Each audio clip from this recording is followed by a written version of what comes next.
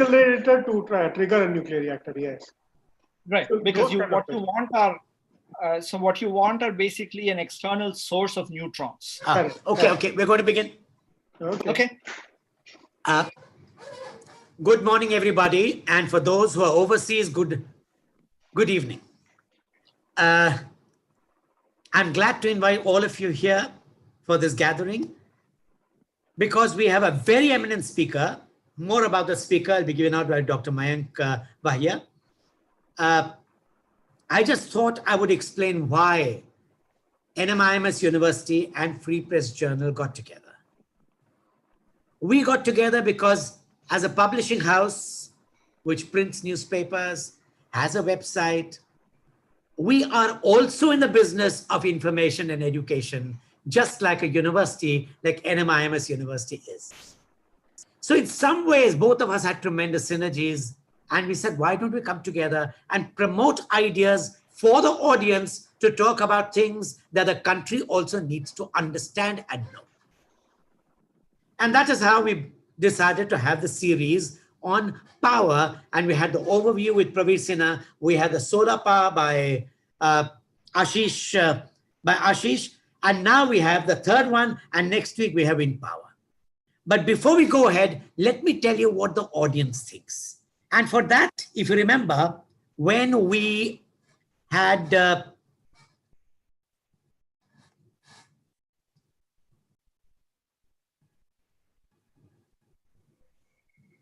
just a minute. And then if you remember, when we started this series, when we asked you to register, we asked you a few questions. We wanted to get a feel of what you thought. So if you look at the nuclear poll results, we'll go back to the first poll that we conducted, where everyone thought solar power would grow the fastest, but 10% thought that nuclear would grow the fastest. Why, I do not know, and it's up to a chief speaker and Mayank to find out how fast will the sector grow. When we had specific questions on the session, everyone believes that India will go in for more nuclear power at a very rapid rate. Only few people believe that it would not be very rapid a growth. And when it came to safety, almost 3/4 said that safety is a major concern in the nuclear sector. And this is something that I thought my co-panelists would like to be aware of, and the audience would also like to know. With this, I begin. I stop the screen share. And we go back to the talk. To go back to the talk, first I'd like to ask Dr. Mayank Vahia to introduce our chief speaker, who is someone who's been reading for the last so many years. Dr. Mayank Vahia. Yeah. So it's my pleasure to talk to you about this issue of nuclear power and India's power requirement at a time when there's a projection that India will need 3 times as much power as it needs today over the next 20 years. Every possible source is an issue and every source has to be understood. So today, to understand the issues related to nuclear power, we have a very eminent person with us who has in fact written books on the power of promise, examining the nuclear energy in India, and has worked on various issues related to nuclear power in India for the last several decades. So Dr. Ramana is with us, and we are very grateful that he's with us. He's a very distinguished Simons Chair at the Department of Global and Human Society at the School of Public Policy and Global Affairs. And he has done extensive research, like I said, on international security, energy supply, including nuclear weapons and their impact, including pollutions from coal and how to control those issues and all that. And he has also, therefore, been a member of various journals, various issues related to fissile material, on International Panel on Fissile Material, on energy research, and so on. So he's somebody who knows not only the nuclear scenario of the world, but he's also very aware and very well learned about the nuclear scenario of India and the issues related to that, as well as the future that nuclear energy holds for India. So I will not stand between you and Dr. Ramana. It's my pleasure and a privilege to invite Dr. Ramana to please talk to us about the nuclear scenario in Indian context in the future. Thank you very much. Thank you very much. Thank you very much, Mayank and Bhaskar, and thank you so much for inviting me. Thank you all for listening. I'll sort of share a little bit about what I know on this issue. To start with, I'm going to talk a little bit globally first, and then I will talk a little bit about India. And I want to start by actually referencing the poll results that Bhaskar showed, which is an interesting thing. So if you look at nuclear energy, it's probably, without any debate, the most controversial source of power. There are people who feel very strongly that it's a bad source or it's a good source, right? And it's very difficult to find people who are completely neutral about it. And broadly speaking, there are two kinds of narratives that often go with nuclear power. So one narrative focuses on some of the problems with nuclear energy, right?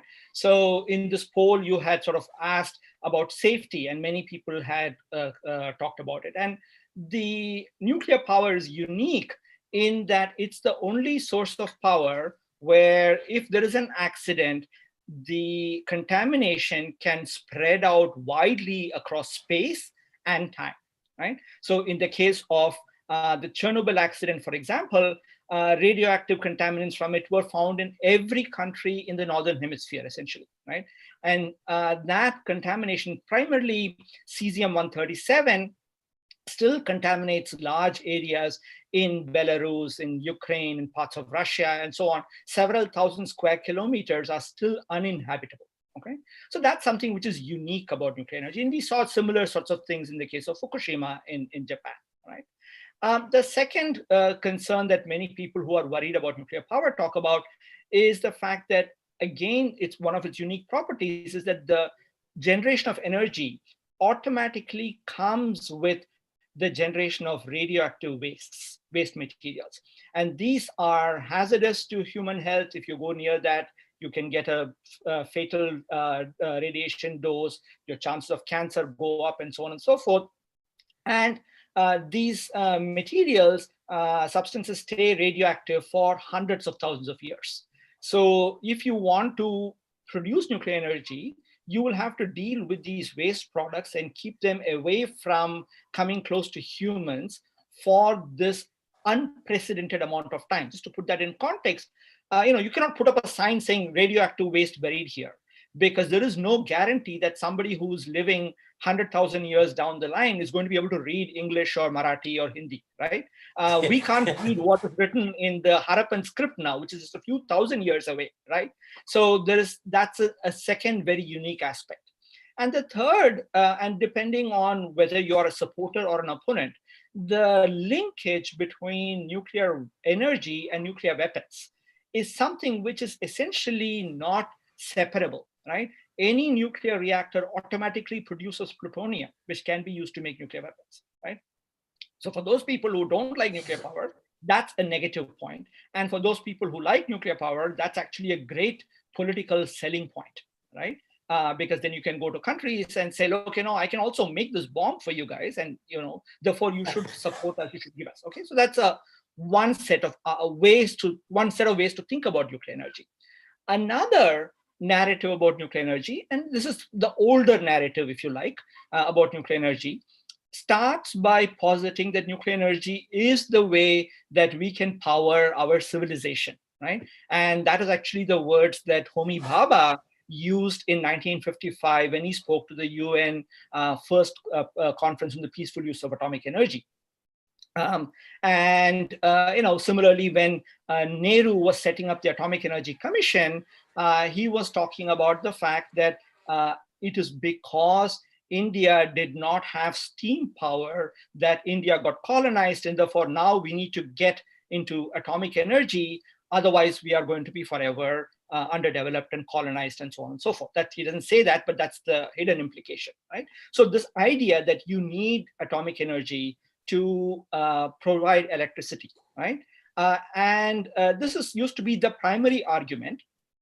And over the years, that argument obviously has lost some, the evidence is against it, primarily because we don't have a lot of nuclear energy, and yet we do have electricity, right? So it is not a necessary way by which you can generate electricity, right?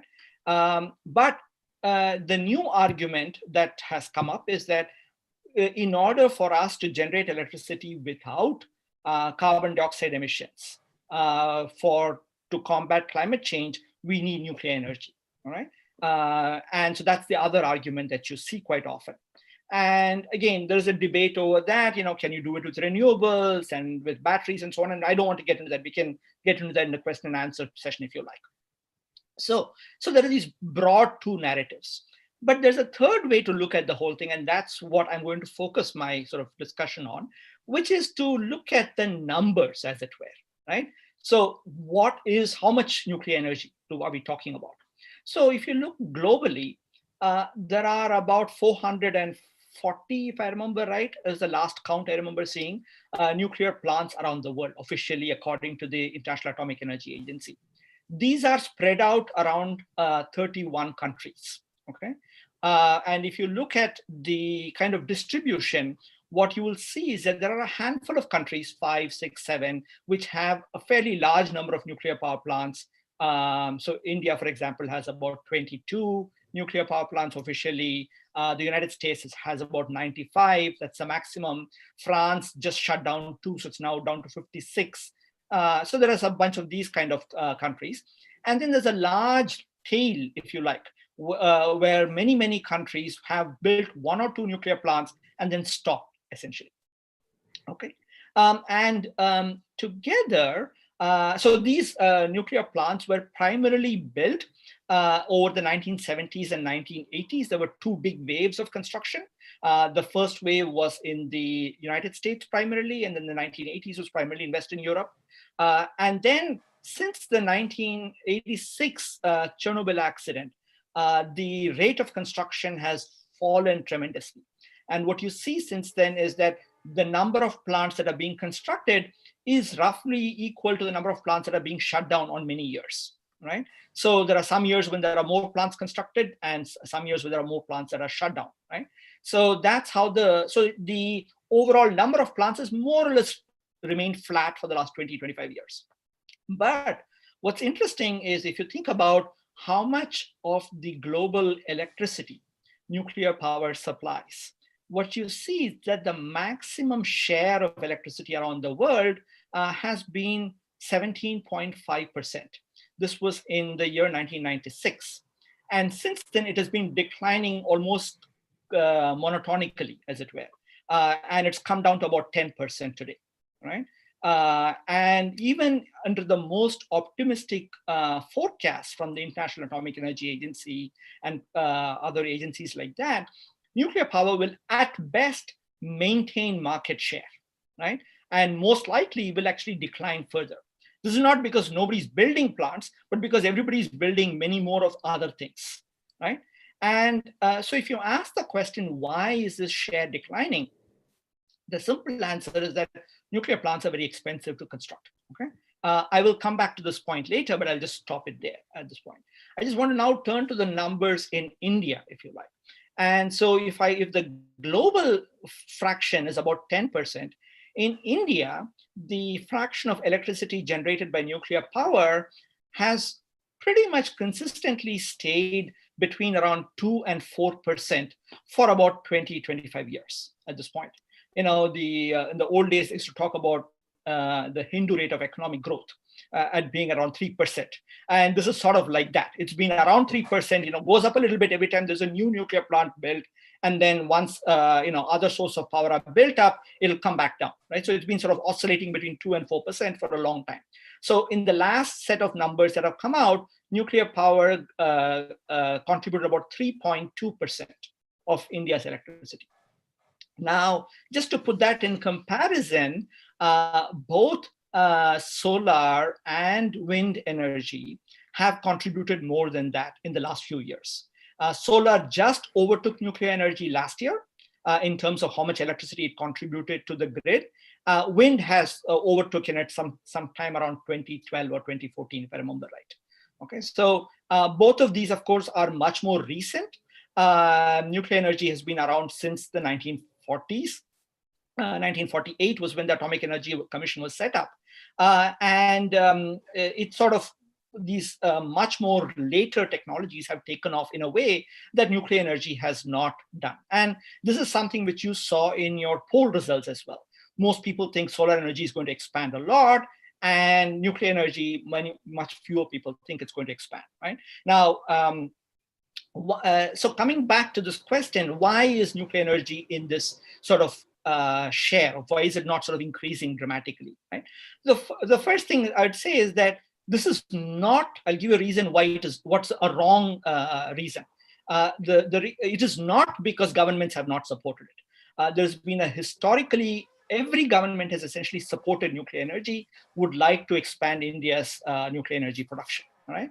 So it's not for lack of political support that it has not grown. Instead, there are, I think, 4 or 5 important factors, which I think really sort of guide. So the first thing is that if you look at it historically, there has been a long-standing idea that nuclear energy is going to expand rapidly, and the Department of Atomic Energy has come out repeatedly with projections. So in the old days, in the 1960s, they would talk about, the first projection was for about 8,000 megawatts by the end of by 1980, and then that went up to about 25,000 and the highest actually was 43,000 megawatts by the year 2000, which was put out in 1970. Okay, and the actual numbers have never met those projections. So if you look at the projection for 2000, the actual number was about 2,000 megawatts. So roughly about 5% of what was projected, right? That number, then of course, people have come down a little bit. So the projection for many years by the end of the 1990s was by 2020, we will have 20,000 megawatts, right? So it's a nice, rhyming sort of number. But if you look at what is the current capacity, it's about 6.8 gigawatts, 6,800 megawatts. Right, so it's not as bad as the 5% that used to be there, but it has not really grown very much, right?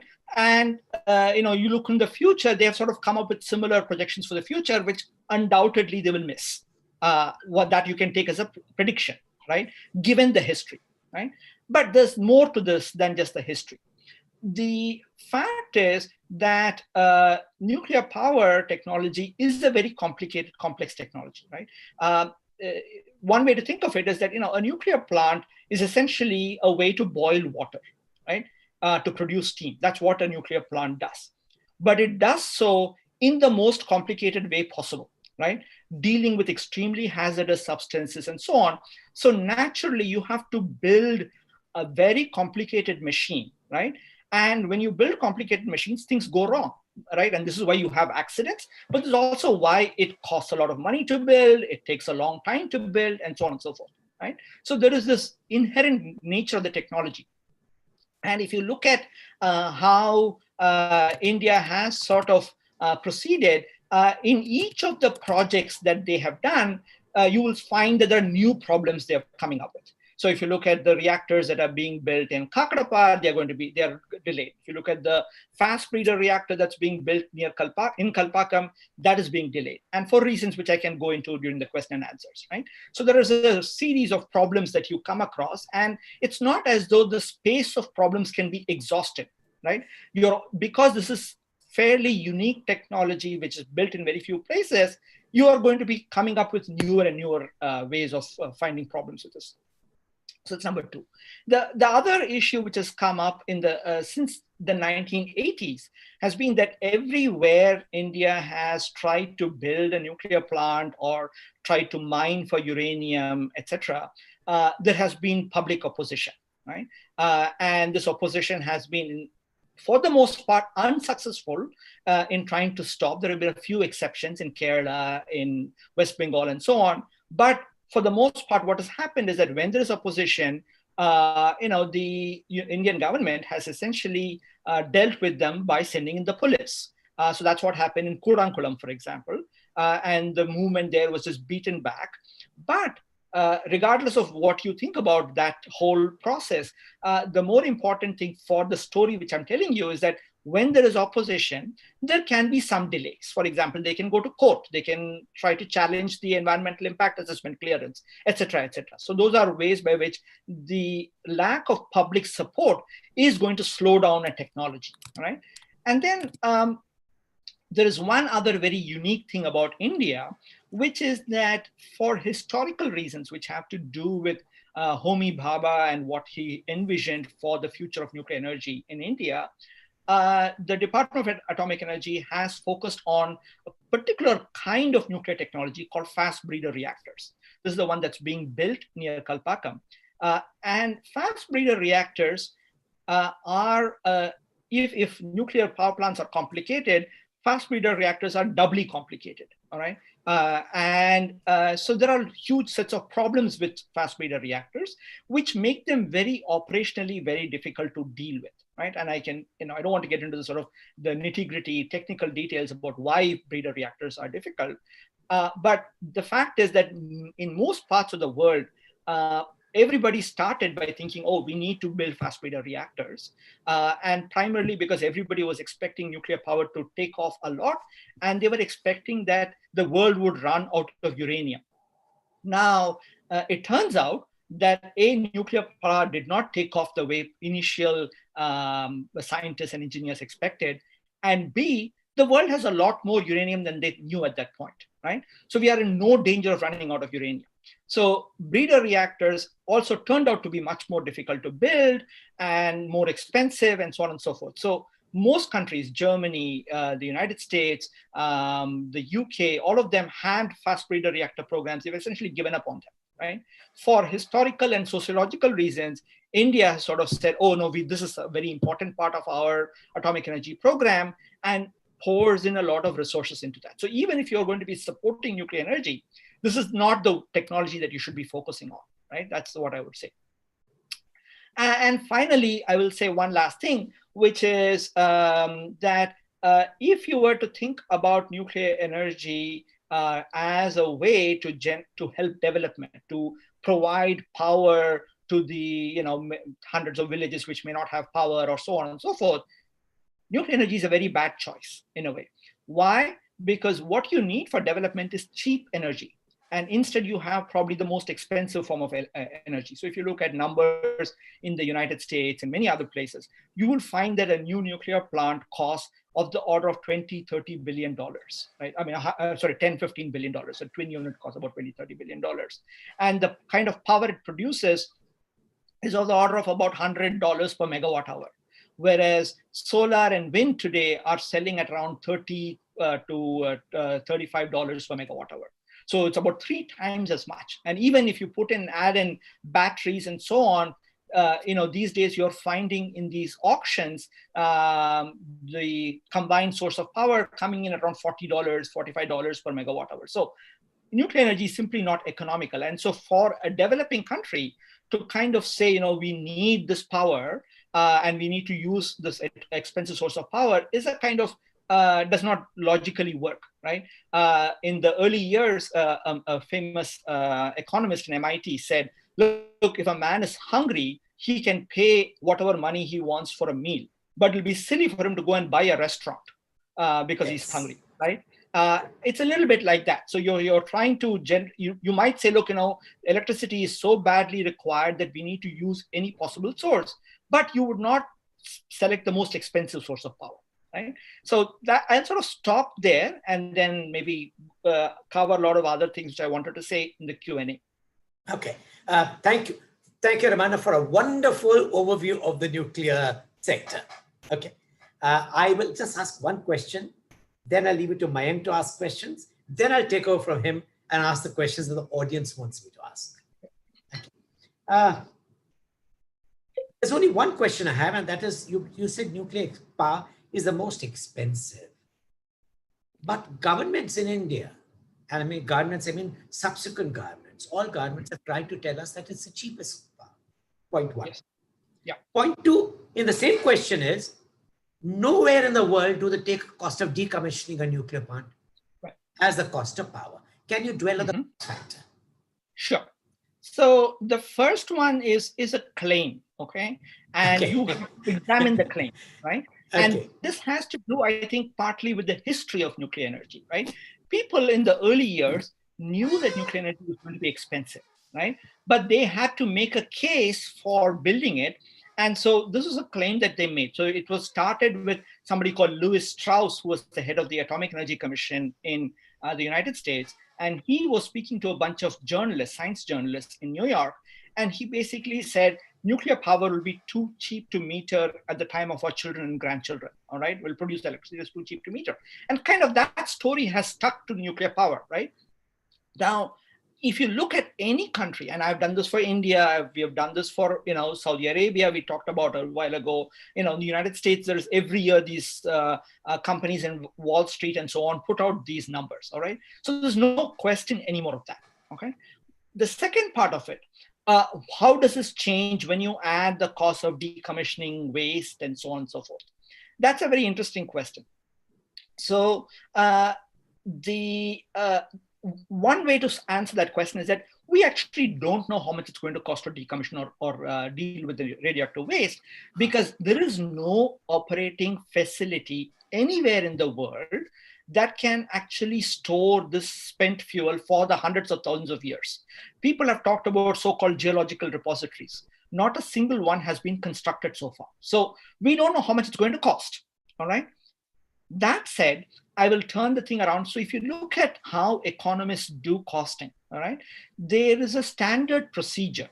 And this procedure it's actually sort of standard in all, capital markets. You do something called discount cash flow analysis, all right? Okay. So anything that's a cost in the future is discounted to the present, right?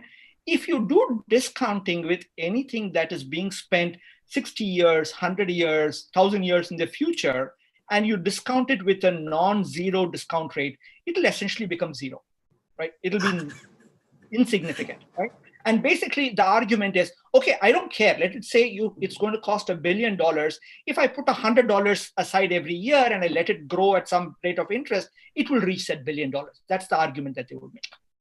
Okay, what actually happens is that, this was the early argument, and most of those plants, when they were talking about, there was no waste to deal with.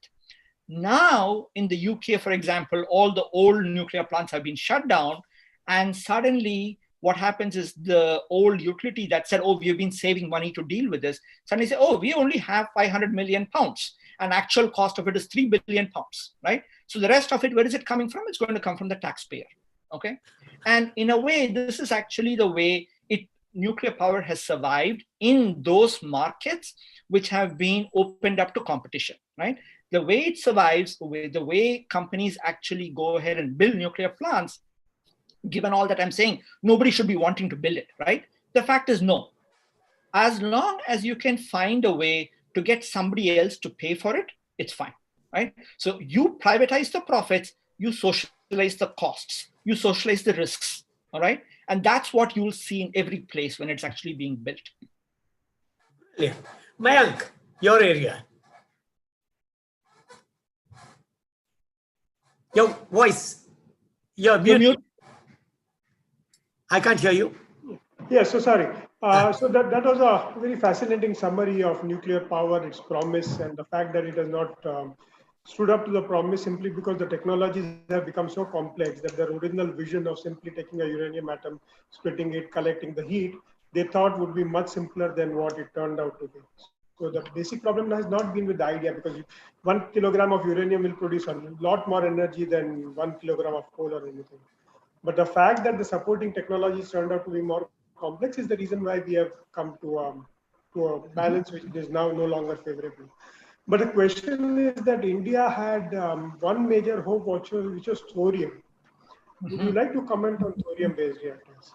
Sure. And why it has not materialized? Sure. So, I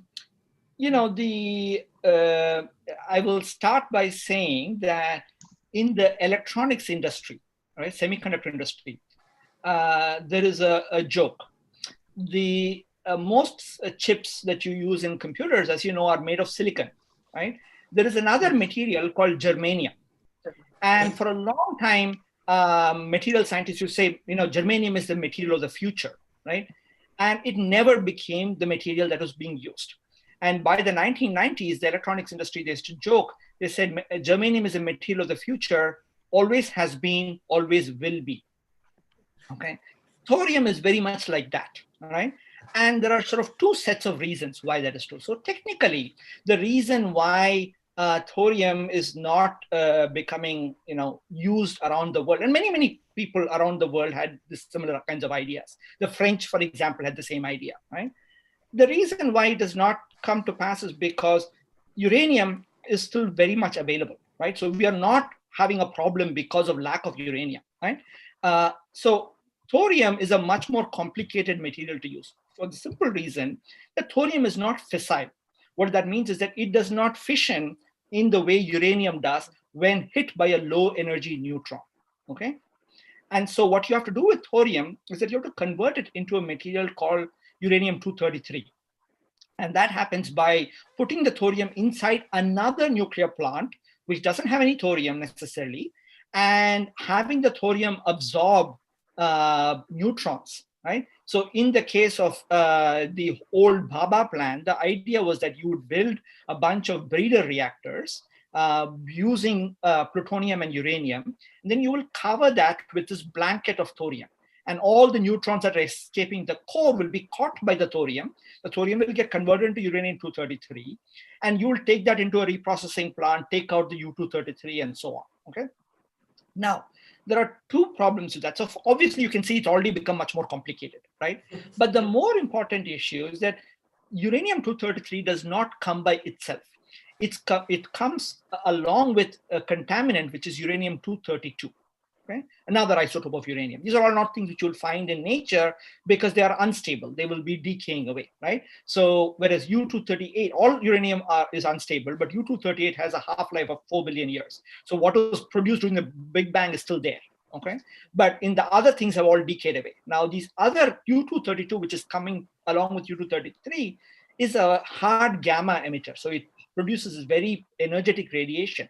So if you have to make fuel, for example, with that, you will have to do so in concrete facilities where people will not have access to the things. You have to use remote manufacturing, stuff like that. It can be done, but you're increasing the cost of fuel fabrication heavily, right?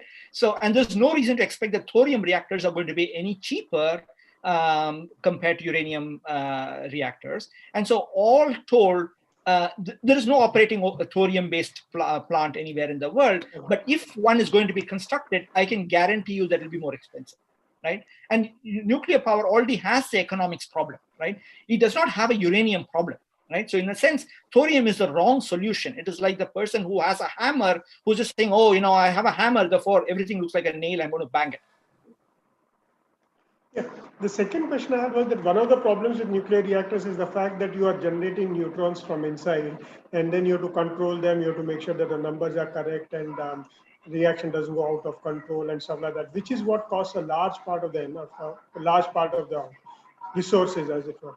Now, there is another set of suggestion, which is that you can control the neutron generation using accelerators, which will then give you controlled amount of neutrons, and therefore the entire secondary cost of the system would go down significantly, and therefore you would have a cheaper nuclear reactor than what current nuclear reactors are. So remove the uranium as a primary source of neutrons, replace it with accelerator neutrons, and you can control everything, including the flux of neutrons, including the nature of reaction, including the amount of contaminants that you produce, and a lot of secondaries that come out with a nuclear reactor, which makes eventual shutdowns difficult, would be much more simpler. What do you think of that technology? So I have heard of this a lot. I'm yet to see one of these, and most of my research has been based on studying what's been built. Okay, on paper, everything looks like a great idea. All right, but as somebody said, the best reactors around the world are ones that are built of paper and moderated by ink. Okay, and so on paper this looks like a great idea, but I can sort of try to work with this, right? So the first thing is, you're right that in principle you can reduce some of the safety costs in principle, okay? But you are in turn adding a cost from an external source of neutrons, all right? And to generate those neutrons, you have to generate some electricity from somewhere, etc., etc. All right. So there is going to be a certain set of costs associated with that. The second is, again, on paper, something might look very simple and safe.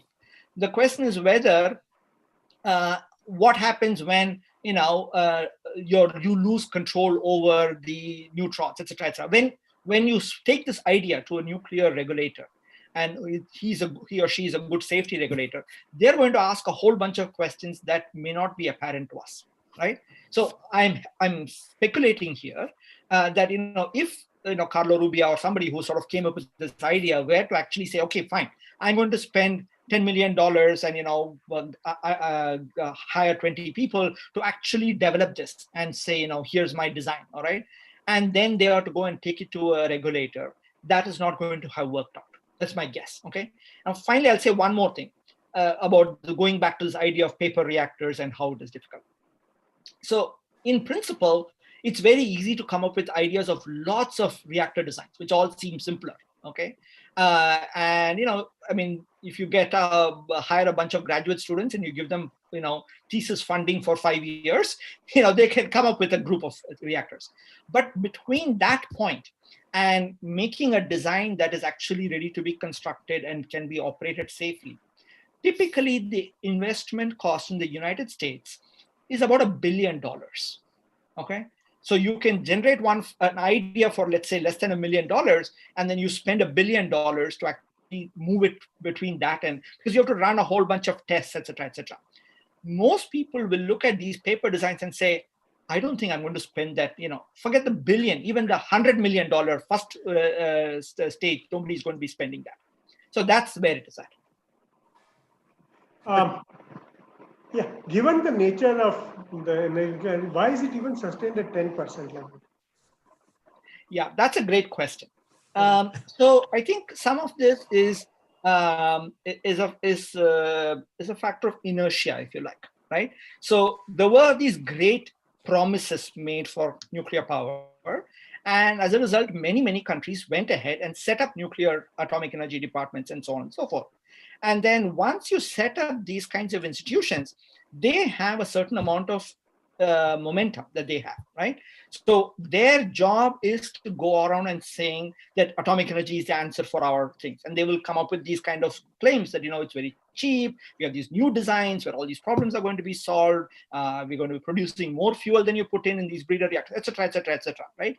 And so, you get a few of these things going in every given country. You have a certain number of construction projects that are happening. And the places where, so I mentioned early on that if you look at the distribution of reactors around the world, there are a few countries where there are large numbers, and the vast majority where there's just a couple of them, and so on and so forth.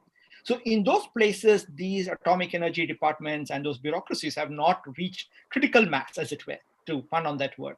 Whereas in these large countries, they've reached this critical mass, in which case they can keep getting funding, right?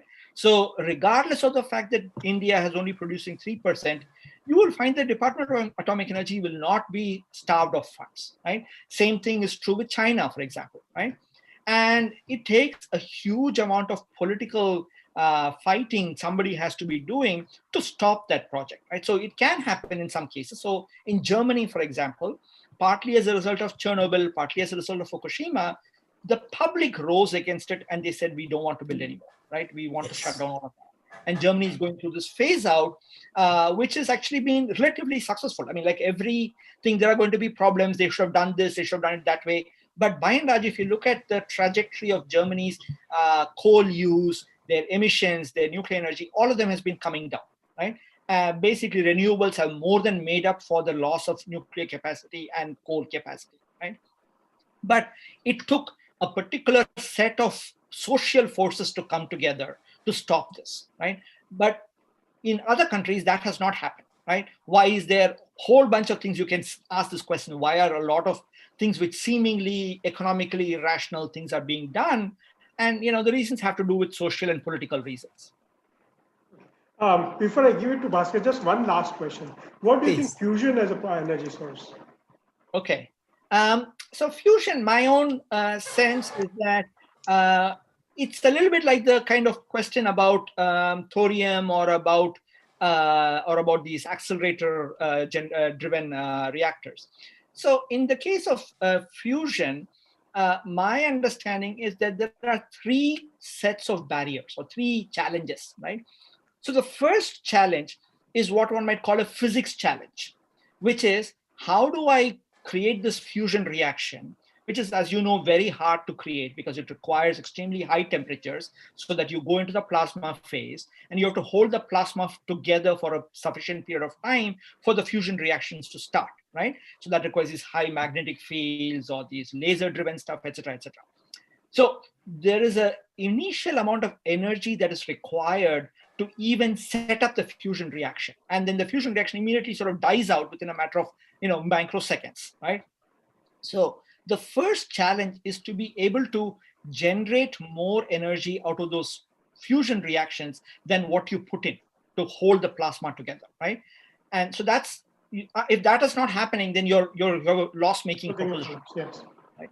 The next challenge is, you want to convert this into an engineering challenge, which is I not only have to generate the more energy than I put in, but I have to do so on a consistent basis. Every second I have to be producing that. If you look at yeah. So at present, we don't have the technologies to do a fusion reactor. I agree with you on that. But do you think it holds a promise for the future, or is it simply one of those wild guesses? No, I think the story is similar. My colleague, when I was back in Princeton, retired as the director of the Princeton Plasma Physics Laboratory. And he said, when I started working in plasma physics as a young graduate student in the 1970s, we used to say commercial fusion was 30 years away. Now I've retired, I say it's 40 years away. Okay. So we're not getting hold of the technology that we want. I don't think.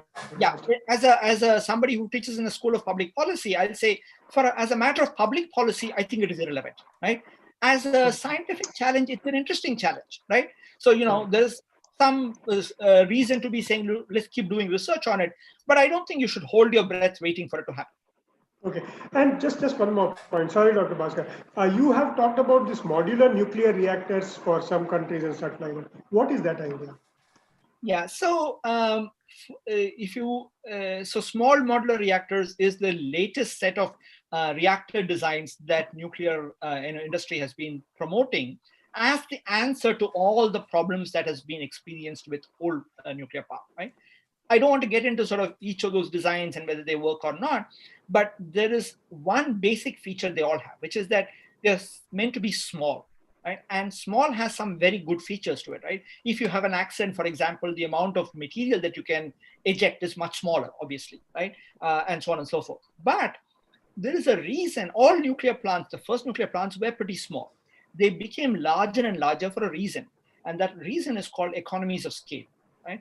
If you want to build a nuclear plant that is generating 1,000 megawatts instead of 100 megawatts, you don't need 10 times as much steel or 10 times as much concrete or 10 times as many workers, but you can produce 10 times as much electricity. Therefore, it is more profitable to build a larger reactor, right? So when you go back to small, you're losing out on those economies of scale. So you start off being more expensive to start with, right? So whatever else might be the attraction of small reactors, they're going to be more uneconomical by and large. Okay, so I don't think so. There's going to be some which might be built around the world, but I am not at all confident that they are going to solve all these problems. Bhaskar Saab, we have another 15 minutes. Shall we take up the questions from the judges? Yes, we will. Just for the audience, I didn't tell you this, but Dr. Mayank Vahia is the Dean of Mathematics in Narasimhanji University, NMIMS University, and earlier he worked with TIFR. So his exposure to nuclear sciences is phenomenal. Unlike me, I'm just an outsider. I'm just trying to understand the subject from both of them. Okay, I just thought I'd give a little explanation about Dr. Mayank Vahia. Many of the people ask questions about fusion, which fortunately Dr. Vahia has already asked and Ramana has already replied. There are two interesting questions that come up. One is a question by a BARC scientist, Dr. Karkera, who says, why don't we build it under the ocean? Why don't we use dry docks? Hence the export potential and let's say 1,000 square kilometers per station. Coming from BRC, I thought it would be something that you would like to take up. Mm-hmm. So, I think trying to build it in locations which are, far away from. So why would you want to build it under the ocean, right? The only reason why you would want to build it in part is because you are afraid of accidents, right? So if you keep it, let's say, near Mumbai or near Delhi, and if there's an accident, then you will have to evacuate that city, and that's a problem. We've seen that in Fukushima, we've seen that in Chernobyl, right? So the argument goes, some people have similarly proposed building it underground, right? You build it fairly deep underground, and if there is an accident, well, everything is contained inside there, right? It turns out that, again, the main decider in most of these cases is economics, right? So, if it's already expensive to build a reactor on the surface, building it underground typically will be more. And people have done these calculations, and you can try to say, look, you can save some on the safety by building it underground. But I think most utilities have decided that's not going to be worth their while, okay? With the ocean, there's a special problem. And the special problem is the ocean does not belong to any one particular country, right? So there are laws that govern what you can do, right? So one of the things we cannot do is dump a bunch of, toxic waste into the ocean, right? You can do fishing, but you cannot, throw out all your, unless it's considered to be sufficiently low concentration effluents, right? So the same thing holds true for nuclear waste as well. And now, if you're going to build a nuclear plant under the ocean and there's a possibility there's going to be an accident, who's going to be responsible for that? How are you going to contain it? And lastly, I'll say the idea that you can build in these complicated technologies in these very challenging environments should actually give you a pause. Remember the kinds of accidents you've seen from BP, Deepwater Horizon, or in Exxon Valdez and things like that, which are, challenging areas to be, deep under the ocean is not a good place to be hanging around, right?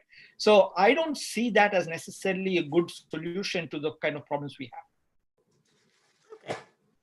Okay. There's another question about safety. And it says there are two ways of looking at safety. The record of people getting contaminated because of nuclear reactors is much lower than the number of people who die because of other causes. Mm-hmm. That is a question that you should take up. And the second one related to that is you have a lot of depleted radioactive stuff which are lying around. For example, the depleted uranium that was used during warfare in Iraq has repercussions even today. Or the Fukushima disaster, which is having repercussions even today around 3 Mile Island, is another classic case where even today people are scared of the contamination around there. Sure. So let me sort of start by going the question about, how many people have been contaminated and so on. This is a very debated, highly debated area. Okay.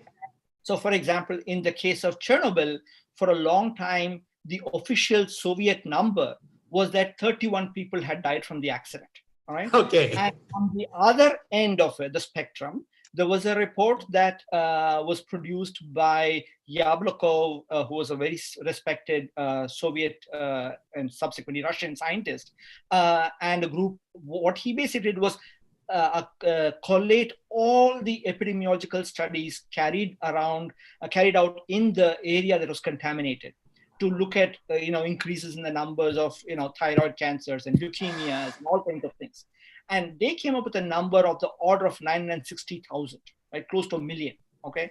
So that's a huge range, right? And part of the problem is that there is no marker for radiation-induced cancer. Cancer is the most widely studied impact of radiation. Right? There are a whole bunch of other things. We know that radiation can increase chances of a heart attack or all kinds of other endpoints, but the most well-studied thing is cancer, all right? Or deformed babies. Deformed babies. So yeah, that's another story. I won't get into that. But yes, definitely there is some reason to worry about that. Yes. But back to the question of this, there is no marker for this. What that means is that somebody gets cancer. You cannot say this person got cancer because he or she was exposed to radiation. right? Because a large number of people anyway get cancers in society, right? Anyway, there are deformed babies being born, right? How do you know this is only because of this? And all you can say is, well, look, the rates in these areas seem to be much higher compared to the other areas. So this must be because of this and so on. And that is a debated area, all right? So that's one point to say. The second is, if you're saying, what is it you're comparing with? So one way to compare, and this way most people say, is, look, radiation is not so dangerous. Many more people die of traffic accidents, car accidents, right? Or something of that sort. There, the issue becomes, how do you compare these two? When I drive a car, I have some sense of control over that, right? I can say, look, as long as I'm wearing my seatbelt, as long as I'm driving on the right side of the road, as long as I'm not speeding, as long as I'm not intoxicated when I'm driving, my chance of accident are relatively low. That's my experience. I see it every day, right? And so I have some confidence that when I go out to drive today, I'm not going to die, right? I could be wrong, because many people do die, right? Or get injured badly and so on. But the fact is, for most people, their lived experience is that this is not a very high risk technology, right? On the other hand, nuclear technology, you have no control over that. Yes. Somebody else is operating the reactor, all right? So this is not a good analogy. Finally, I'll just point one more thing. There's another source that you can compare this with, and that's coal, all right? And I think it's perfectly correct to say coal has a pollution impact due to the smoke, due to all kinds of other things, particulates and so on. And a large number of people die, right? Again, estimated to be in the hundreds of thousands, et cetera, right? Now, what do you say about that? And the answer is very simple answer, which I usually say is that, yes, I agree. Both of them are bad, all right? It is like asking me whether I want to die of heart attack or cancer. I don't want either of them, right? And for a long time, that was not an acceptable answer because there was no other possible alternative. Today, with the growth of solar and wind and other things, this is now a new possibility. Right? And they have their problems. I'm not denying that, but I'm just saying, for people can look at this and say, well, that argument doesn't hold anymore, right? I don't want either of them, but there are other possibilities. And I only care about electricity. I don't care whether you produce it with a nuclear plant or a coal plant. And if you can produce it with less risk to me, I would rather choose that alternative. Okay.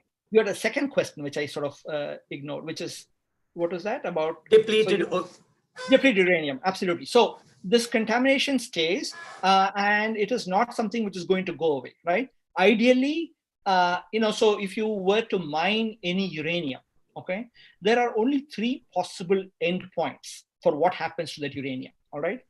On a good day, the uranium becomes radioactive waste that is stored inside a nuclear reactor, hopefully will get buried inside a repository someday in the future. That's the best possible scenario.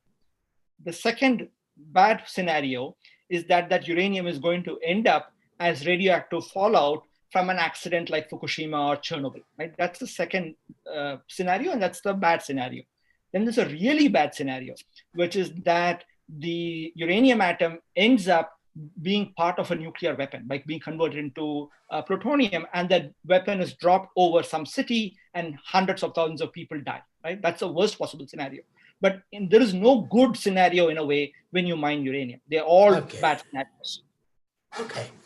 One more question before I ask Mayank to propose the vote of thanks. And that question is, with climate change, with weather becoming more inclement and more unpredictable, and earthquakes and tsunamis becoming more common, is there a risk to all nuclear reactors, especially those which are near the coasts? Absolutely. So the answer is simple answer is yes. So the issue is that, I told you that nuclear plants are complicated things can go wrong, and there's a lot of reason to expect that nuclear reactors are inherently prone to accidents, right? Now, you try to control that by putting in all kinds of safety mechanisms and so on.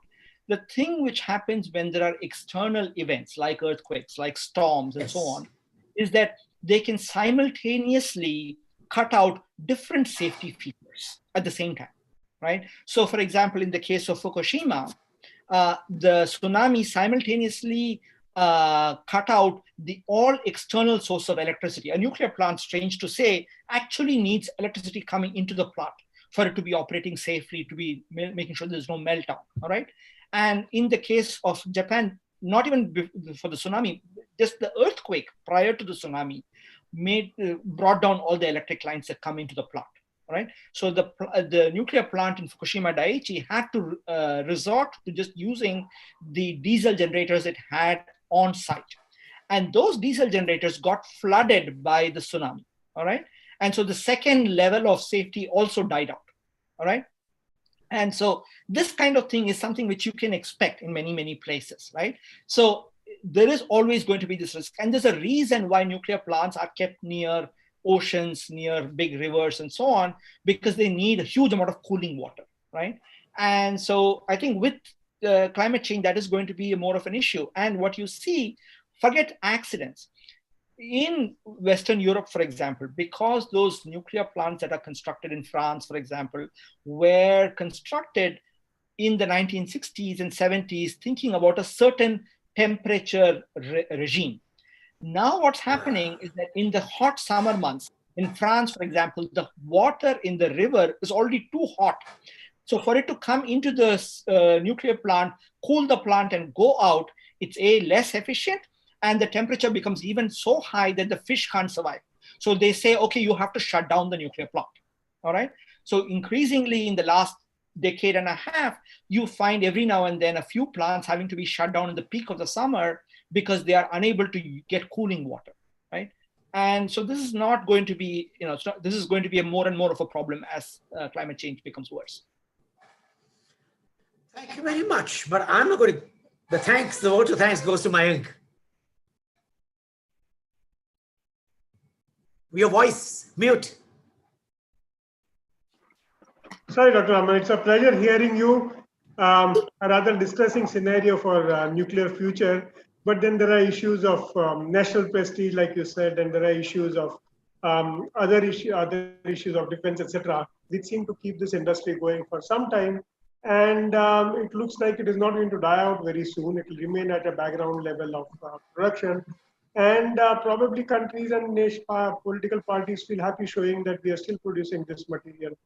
Plus the international security environment is becoming what it is now. It is unlikely that this technology is not going to be developed further. And our best hope probably is to come out with designs which are less technology intensive, and that somehow we can manage this thing going, because per gram uranium still produces more electricity than everything else, but the safety and security seem to outweigh the profit that we have. So we still have a promising source of energy, but the technology surrounding of the extraction of that energy is where the problem is. And there seems to be no end to that set of surrounding problems that we have. So it was illuminating to hear from you directly about what these issues are, what are the problems. It was a very illuminating talk, very pleasant talk. I want to thank you very much. We have all understood the issues much better than we did an hour ago. So we remain grateful to you for that, for illuminating these important issues and technologies that are related to that. And with those words, on behalf of NMIMS, on behalf of Free Press Journal, and on behalf of Tata Power, thank you once again for taking this late evening off for us and illuminating us on this important topic. Thank you very much. Thank you. One of the most lucid talks I've ever heard. Thank you. Thank you so much. I really, really appreciate it. This was a great opportunity, and thank you all for arranging this possibility of, for I can sit in my bedroom and talk to all of you, and share my thing. And thank you again. Thank you. And next week we have wind power. Do log in. Yes, great. Thank you. Thank you once again. Good luck.